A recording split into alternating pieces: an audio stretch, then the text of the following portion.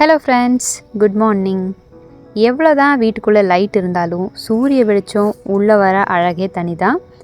சூரிய வெளிச்சமும் அந்த சுத்தமான காற்றும் வீட்டுக்குள்ளே வரும்போது தான் ஒரு ஃப்ரெஷ்னஸ் கிடைக்கிது. காலையில் எந்திரிச்சு வேலை செய்ய ஆரம்பிக்கிறதுக்கு முன்னாடி இதை ஃபீல் பண்ணிவிட்டு பண்ணணும்.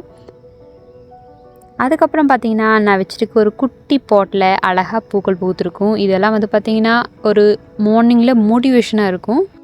அதுக்கப்புறம் சுடு தண்ணியில் நெய் இல்லைன்னா மஞ்சள் போட்டு குடிக்கிறது இப்போ ரீசெண்டாக ஒரு பழக்கமாக இருக்குது.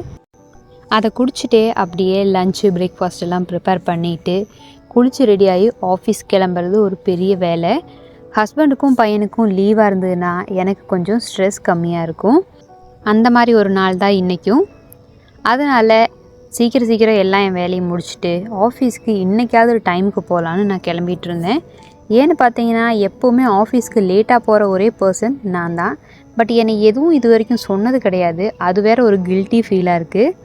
டெய்லி ரொட்டீனில் நான் பண்ணுற ரொம்ப பிடிச்ச அண்ட் ரொம்ப முக்கியமான ஒரு விஷயம் பூஜை பண்ணுறது தான்.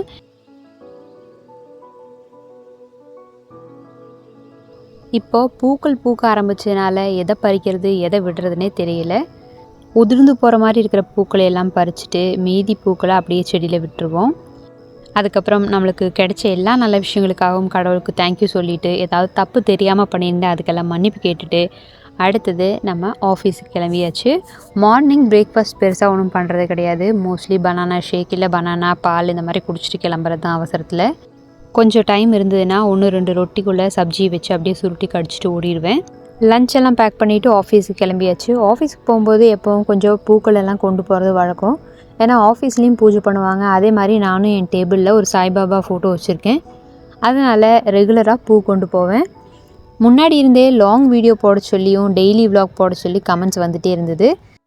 இப்போது முடிஞ்ச வரைக்கும் லாங் வீடியோ போடுறதுக்கான முயற்சிகள் எல்லாம் எடுத்துகிட்ருக்கேன். வீடியோ பிடிச்சிருந்ததுன்னா லைக், ஷேர் அண்ட் சப்ஸ்கிரைப் பண்ணி கண்டிப்பாக உங்களோட சப்போர்ட்டு தெரிவிங்க. நெக்ஸ்ட் ஒரு வீடியோவில் பார்க்கலாம். தேங்க்ஸ் ஃபார் வாட்சிங். பாய்.